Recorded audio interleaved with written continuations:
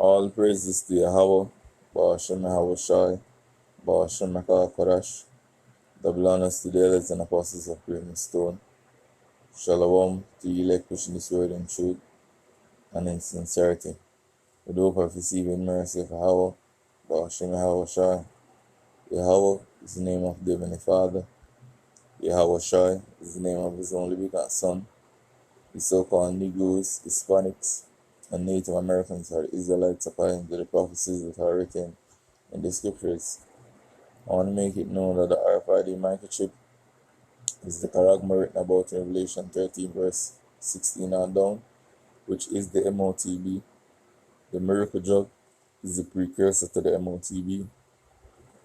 Yahweh Shai, whom the world ignorantly called Jesus, is about to make his return upon the earth to deliver his elect and to pour out judgment as it is written. I want to make it known that we're in some troubled times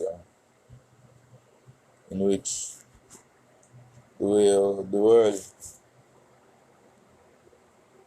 transpire right now before our eyes, the activities that are going on, these are all signs of the end. And it is written in 2 Corinthians 8 verse 57, many great miseries shall be done unto them that in the latter times shall dwell in the world, because they have walked in great pride. Now, one of the things is that Yahweh Ba'ashem Yahushai have sent forth his servants to bid you to the marriage of his only begotten Son, and you made light of it. But then you regard the words that are being declared in your ears, the warning that is going out. So the Lord is about to bring these evils upon the city, and people now go have any cloak to cover them in these times. So this is Romans 13 verse 11. It says, and that knowing the time, that now it is high time to awake out of sleep, for now is our salvation nearer than when we believe. And by the prophecies, we understand that our salvation is nearer than when we believe. The night is far spent, the day is at hand. Let us therefore cast off the works of darkness, and let us put on the armor of light. And that's what Scripture says, if we lay up treasures in the heavens, where moth and rust do it not corrupt, and where thief cannot break through and steal. Because right now, out here in Jamaica to the Mount of Pearls, watch transpire, and people even afraid for them stand up at the ATMs. Because the amount of people that get robbed nowadays, people that get timid just to go to bars. And it's not on the chaotic level.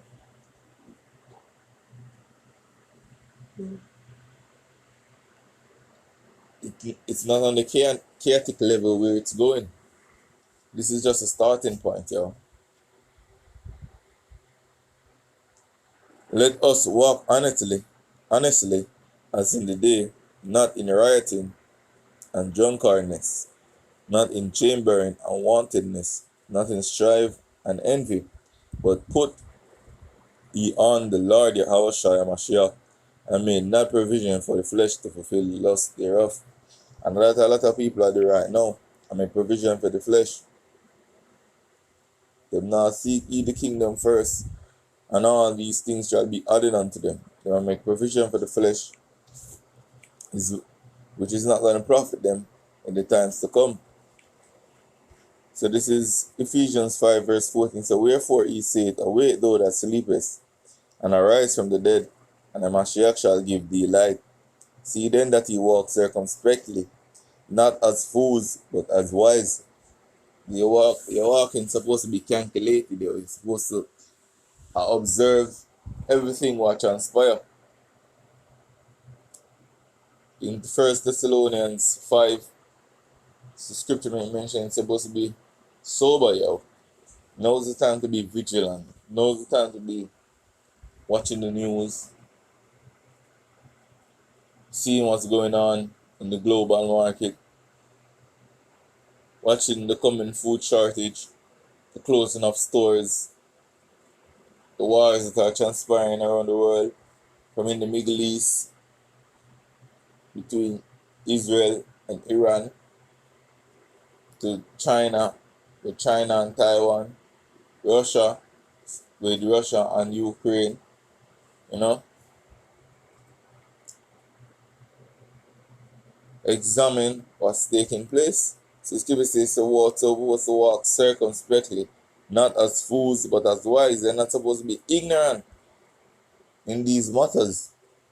Redeeming the times because the days are evil. And it's very plain that, amen, we're living in some evil times. That's why it's written in Ecclesiastes 12 says, supposed to see the Lord before the evil days draw nigh. And now the evil days are drawing nigh. As it is written, that death is come up to your windows, yo. Out here we always talk about some Mr. Death come knock on your door. These things are transpiring now.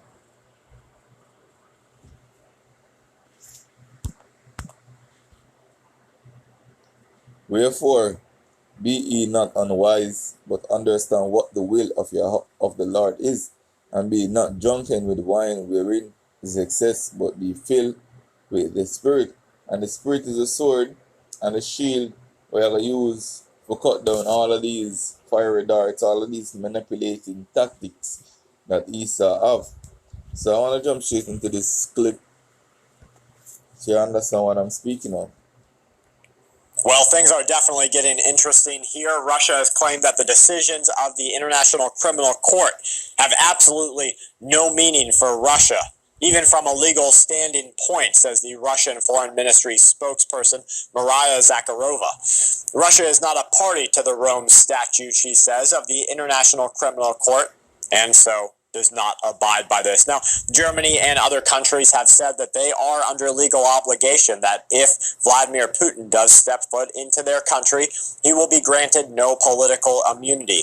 Can you imagine what would happen? I suspect that Russia would consider this an immediate attack on Russia itself, and they would launch the nuclear weapons. So, reports are circulating right now that the former president of Russia, Medvedev, hired Wagner PMC group assailants to assassinate the Italian defense minister. How is that not getting mainstream attention? I don't know. And what do they have to back up those claims? Anatoly Antonov, the ambassador of Russia to the United States of America, has said that a deliberate attack on any Russian aircraft in neutral airspace is an open declaration of war against the largest nuclear power in the world. An armed conflict, he continues, between Russia and the United States would be radically different from the proxy war that the United States of America is waging remotely against Russia inside of Ukraine. We have, right now, lots of justification on Russia's side to basically go to war with all of NATO. I want you to look at how the global landscape of money is changing because of this ongoing sea of conflict. The Russian-Ukrainian war, the Israel and Iran conflict, the Chinese and Taiwan conflict that's coming up. The Indonesian president, Jokowi, has warned all of the residents of the country and the governments to get rid of MasterCard, get rid of Visa. He says, be very careful. We must remember these sanctions that were imposed by the United States of America on Russia. Visa and MasterCard, he continues, will be a problem. Now, this was at a national meeting and him saying that they need to accept the new world order, not the old one run by America. Why aren't we hearing about all of these chemical spills and train derailments on an absolutely national level? Why? Is it because the U.S. government does not want the American people to understand that there maybe exists a connection to current acts of sabotage? Or is it because of something else? Recently, we had a freight train carrying hazardous toxic material.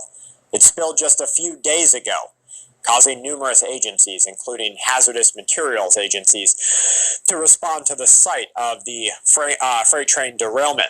This was in Mojave County in Arizona, situated in close proximity to exit 9 on the I-40. Why aren't you hearing about this? I believe it's because something larger may be at play. Bank of America has over $113 billion of unrealized losses on its balance sheet. This represents a greater than 60% tangible book value to Bank of America. This banking crisis, which we have some more data on this coming in, is literally just beginning. It has so many connections to the 2007 through 2009 Bear Stearns and Lehman crisis, the Enron crisis. There are so many exact same things happening that I can't believe more people aren't making sound decisions to mitigate their losses and maybe migrate their plays into something else. Back to the international world order. Poland has confirmed earlier reports that a spy network working for Russia has been identified inside of Poland, with many members of this network being dismantled.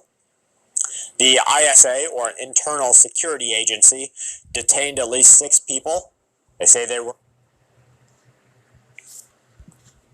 So that's just a quick look on the state of the world right now. This is Jeremiah 8. This is Jeremiah 28, verse 8. He said, the prophets that have been before me and before thee of old prophesied both against many countries and great kingdoms, of war and of evil and of pestilence. And this is what we're doing right now. We're declaring the evils that Yahweh Ba'ashem Yahushua is about to bring upon the earth. As is written in Amos, we're going to get to that also. This is Amos 3, verse 6. Shall a trumpet be blown in the city, and the people not be afraid? Shall there be evil in a city, and Yahweh had not done it? That's why the prophets could have prophesied of these evils, yo. And why is that? Verse 7. Surely the Lord Yahweh will do nothing, but he revealeth his secrets unto his servants, the prophet. The lion had roared, who will not fear? The Lord Yahweh had spoken, who can but prophesy? And this is what we're doing. We're declaring the evils which Yahweh, Ba'ashem Yahushua, is about to bring upon the earth. Whether you believe it, yes or no. It is written in 2 Ezra 15, verse 1, say, behold, speak thou in the ears of my people the words of prophecy, which I will put in thy mouth, saith the Lord. So the Lord give us various prophecies to declare. And within these prophecies, it is written in verse 5, say, behold, I will bring plagues upon the world, the sword, famine, death, and destruction. And this is what Yahweh Ba'ashem Yahushua is preparing now. This is what he's sharpening his sword to do. So I hope this was edifying for the body. With that, I want to say Kalalal, Yahweh Ba'ashem Yahushua, Ba'ashem Akah Kadosh. Shalom.